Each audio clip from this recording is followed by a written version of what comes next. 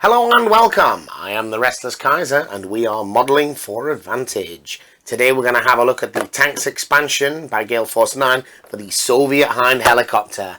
This is the final vehicle in the series, and this is probably the big boy you've all been waiting for.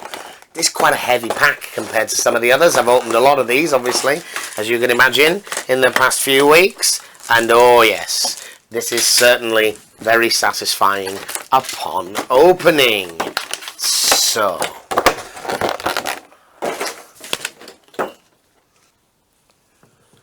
nothing else really looks like the Hind helicopter. It has seen service with the Soviet Army, their allies and clients for many years across the globe. Its armour protection makes it seem invulnerable, while its large suite of weapons allow the Hind to leave a trail of destruction in its wake. The Hind demands to be feared and respected by its opponents. Ever since seeing the Rambo movie as a boy, obviously, this vehicle is awesome.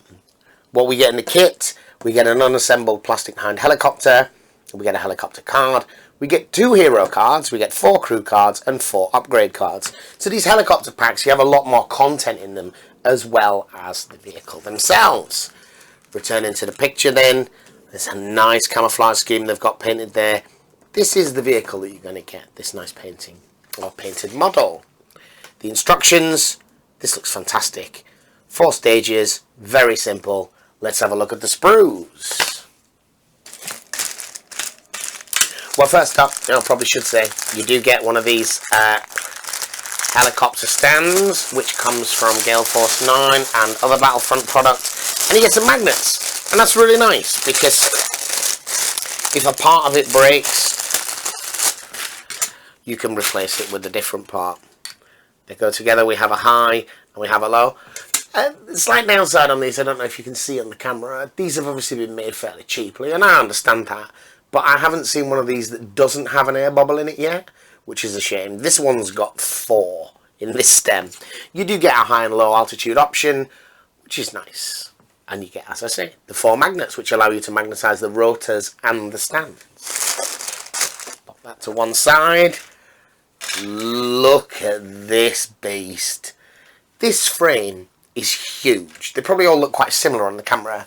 So if I just reach over and grab the links for comparison, so you can see how much smaller this helicopter is, or how much bigger this is than the links. It's a good 2 inches longer and quite significantly higher, maybe 1/4 of an inch. So, really huge beast. I mean, look at the size of those blades. So interestingly, the blades are in parts. Presumably that is a concession to the sprue. I'm just having a look at how they go together. Okay, I don't know if you can see on the camera there.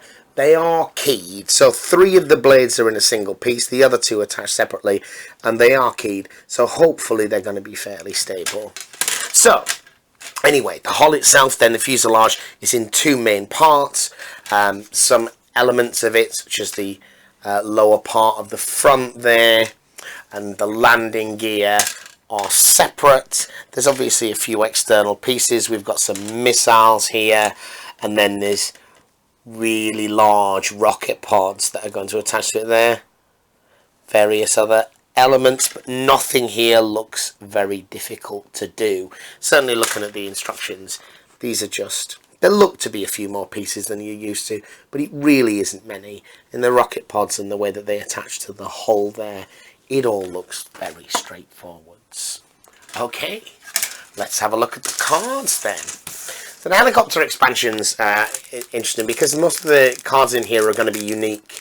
There's going to be a combination of unique Soviet ones, but also unique to helicopters. And given how few helicopters you're likely to have, it's worth considering. Now, so the Hind herself, she has an initiative of 7, firepower of 2, 3 armour, and 5 hull points. She has rapid fire 5, which means she can shoot light vehicles and helicopters with a firepower of 5, which is nice. And she has the Predator rule, which I'm just going to rule out to you. This vehicle must move each turn. When shooting, the model may re-roll up to 2 attack dice and ignores the shooting on the move rules for missiles. Right, so if she's just going to fire her guns, autocannon, at tanks, she's only going to have a firepower of 2. If she fires at helicopters and vehicles with a base of 0, she's going to get the rapid fire of 5. But she also can take the AT-6 Spiral, which is another 2 points, taking her up to 32. Hind only, she gains missiles 5. And she's not going to pay the penalty for shooting on the move with that thing. So for 32 points, you get an extremely powerful vehicle. Unique commanders then, we have Vasily Popov, +2 initiative. This helicopter gains 1 firepower when shooting at tanks with a base of 2 armor or higher. 7 points, but a pretty powerful ability for dealing with things like those more expensive Allied tanks. For 4 points, we have Alexander Gagarin. He has +2 initiative in the shooting phase, and he may exchange 2 hits for a critical hit, and he's the gunner. So, this is quite interesting. This vehicle is likely to get 2 hits, so that's a nice upgrade. We have a weapons upgrade, another one in addition to the Spiral, the UB-32 rocket launcher. Instead of its normal attack, this model may discard this card and make an unmodified 2 firepower attack against the target tank and all tanks within close range of the target tank. Targets only roll their base defense against this attack. So this is like an area effect attack. You pick a target, everything within 1 arrow of it is going to take 2 attacks, and they only get to roll their flat defense dice. That's not bad. That's not bad for 3 points. But you're starting to see you could pour a lot of points into this vehicle. And however you look at it, she's only got 3 armor and 5 firepower. The 3 armor may look like a lot, but that's kind of how it seems that Gale Force 9 model the difficulty of shooting helicopters. They tend to have a very low number of hull points, but 3 armor. And then in terms of the generic abilities, these are, we have the Assassin. When attacking, you may cancel 2 uncancelled hits to have the defending player choose to discard 1 crew card. That's a universal one that's not restricted to helicopters. We have seen that one before. And we also have Resourceful Gunner. +1 initiative in the shooting phase.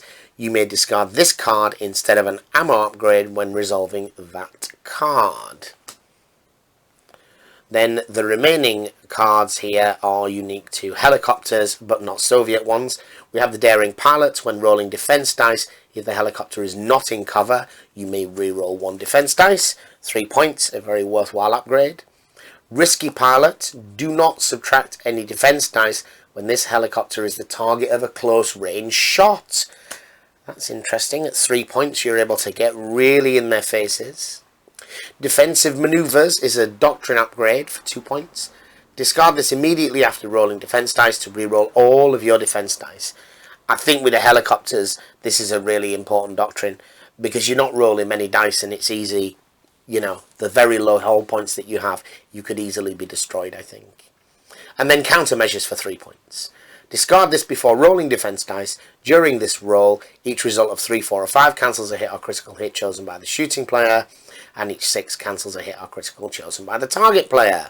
So basically you defend on a 3+, but you still only cancel crits on a 6. That's a nice balanced and varied selection of upgrades, I think, many of which are usable within any force, not just helicopters even. I will have a look at some stills now and the completed model. Thank you.